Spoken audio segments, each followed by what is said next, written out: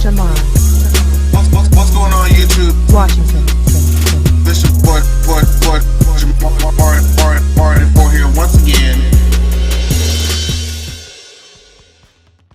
Hey, what's going on YouTube? This is your boy Jamar 4 here once again. I hope you guys are having as well of a weekend as you can. I know we are amongst this horrible pandemic going on with the coronavirus, but you know what? Today, we're going to talk about something that is highly positive and energetic and making us want to move and feel this good energy, and that is Miss Dua Lipa's sophomore album, Honey. Future Nostalgia, baby. Okay, so I was looking forward to this. Let me just take y'all on a quick journey about me and Dua Lipa, okay? Because Dua Lipa has been like sort of in the back of my mind for quite a bit. And I think my first introduction to her was when New Rules was like in all the clubs back when I was in Houston. And I'm like, I actually kind of like the song, so I'm gonna go check her out. And then I checked out a few cuts on the album, a few of the queens that I know did some performances of the album. And I was like, okay, she's cute or whatever. But then I started getting on TikTok. And like last year last year when Don't Start Now was released, there was these trends of people using the first opening line of Don't Start Now. And I'm like, what is this song? This song sounds kind of hot. And so that's when I got introduced to the singles of this new album. And I'm like, okay, so I'm feeling this. Let's see what else the album is gonna give me. Then she came with Physical. Baby, let me tell you something. First of all, like disco, funk, pop is usually like one of my favorite genres just because I like the energy, I like the feeling that it gives you. It uplifts and it makes you feel, at least for me, good. It boosts my mood a lot of times when I get to hear songs from that genre that I like. So I was already like really, really hype on Don't Start Now because Don't Start Now, not only does it sound good, not only is it up-tempo, it makes you want to move, but like the lyrics of the song is so empowering to me. It's like, you left me, you told me goodbye. It was you, your idea, not me, you. You told me goodbye. Don't start, when you see me dancing with somebody else, don't start coming up to me, talking about that you miss me. Don't be sending me them drunk texts. No, I don't want none of that. You stay your ass over there, and I'm gonna continue to get my life over here. So I felt like it was a very empowering, because a lot of times when, somebody breaks our heart and, we go through this, separation stage, we always feel lower, we always feel less than sometimes. We feel like we need that person in our lives. And she's like, girl, no, we can go here and get our life, and best believe they're gonna want you back. And when they do, don't start liking me now, you should like me then. Okay, so I like the empowering message of the song. And then Physical, as far as I understand it, or at least from my interpretation, Physical is just about let's do what adults do, okay? And we just gonna make it into this, dance song. And I love how it pays homage to like the, oh gosh, I can't remember the artist's name who did that song in the 80s. I'm not even gonna try because it's gonna bother me that I'm gonna say it wrong. But y'all know what I'm talking about. And it's just another high energy song, and it's almost sounds like an anthem. Like I can just imagine so many people in a huge stadium just blasting that song at like one of her concerts, which we don't know when we're gonna be able to do because of all this pandemic. But I can just imagine, I could honestly just imagine that song being so huge. I don't know what it is right now charting in the US, but I feel like it's pretty big over there in the UK. But that song, definitely a highlight. So, and then she had the promotional single, which is the title track of Future Nostalgia, which, talks about she wants to make, she's trying to change the game, and people aren't used to a female alpha, which are some of the lyrics. And, the industry is, as we know, is majority run by, men, older men, or like is it just men in general, and a lot of times females are overlooked and expected to behave a certain way. And she's like, no, like y'all are not used to a woman being in charge, and still has this funk beat to it, and I really, really like it. So those were the singles that were released before the album, okay? Let's talk about the tracks that are in between, okay? So the first song is Cool. Cool, first of all, Dua Lipa, this needs to be a visual album. I need visuals for each one of these songs because they're so good. Anyway, Cool gives me that type of song that makes you want to drive with the drop top down. And it has this just funky, just chill vibe, but still upbeat. Like I wanna roll down, like I said, put my drop top down, roll down Santa Monica Boulevard with my shades on and just let the wind go in my hair and just be like, like that's what it makes me want to do. Like I feel like this is a song that could easily come out like in the summer. Like I'm actually want to duo, even though dual singles are never a good idea. I would duo this single with another song that we're going to talk about later. Actually, we're going to talk about it now because of the one that's after Physical. Cool and Levitating. Levitating needs a video. If no other song on this album gets a video, Levitating needs to be full promoted single video performances, even if they're digital.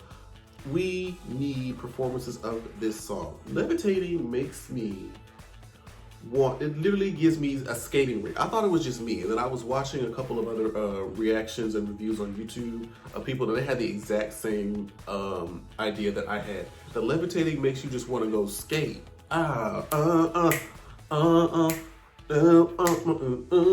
Like it makes you want to groove. Like it's so much fun. I love the energy of that song, and I honestly feel like it is, aside from the singles, one of my favorite tracks or album cuts from this. Levitating, I need Dua, Miss Lipa. I need a visual. If you do not give me a visual for Levitating, I will have to sue. I will be forced to get the lawyers involved because what you will not do is disrespect us and not give us a video for Levitating. Thank you. So after Levitating, we get Pretty Please. Now, Pretty Please is a unique track because Pretty Please kind of slows down the tempo a little bit. It still has like a, quick snap to it, but it's a little bit, more docile, a little bit more quieter. And, she's talking about sex. Talking to her male lover. But what was interesting about this particular track is that as it progressed, as it got through the first verse, it did the chorus, and it's got the second verse, I started hearing or noticing that more and more instrumentation was being implemented. And I'm starting to hearing all these undertones of like these basses and these little 808s going. I'm like, wait a minute. And it started getting more and more groovy as you went. And then it just went into a full on, like, the bridge or whatever part of the song that I don't know if that's even considered the bridge or what, but it just started to get full on dance, funk, like it broke it down. And I was like, that was nice. I don't know what that was, but the part where they were kind of like mixing in all the dance production tempos with her voice, and it just went on like that for about a good maybe like 15 to 30 seconds or something like that. That was like the climax of the song. Like brought it all together like slowly up an incline, and then we get here, and then now we can end the rest of the song and just kind of repeat what we were doing. Like, I like the flow of the song more than anything else. It's a nice, and it's a great change in pace from what we got. So after Pretty Please, we get probably one of the other highlights from the album, and that's Hallucinate. Hallucinate, I can see it now. I can see it now. That is going to be a common song amongst a lot of performing queens across the nation. Once they're able to perform again, I can tell you right now that Hallucinate is going to be a part of their set list. It, again, gives me so much energy, and she's talking about how she's so in love and how, like, I don't want to make sure that this is a dream. Like, you're making me see shit. And I can just see, like, you meeting eyes with somebody in the club, and it's just, like, a whole moment. Like, I really love every song. Well, we'll talk about it, but I love just about almost every song on this album at the time of this recording. Even though the song that I may not particularly care for right now will probably grow on me later once I hear it along with the rest of the album, because since I've heard it again outside of my first initial listen, I like it a little bit more, but we'll talk about that in a sec. But yes, Hallucinate, I need a video for that too, or I will sue.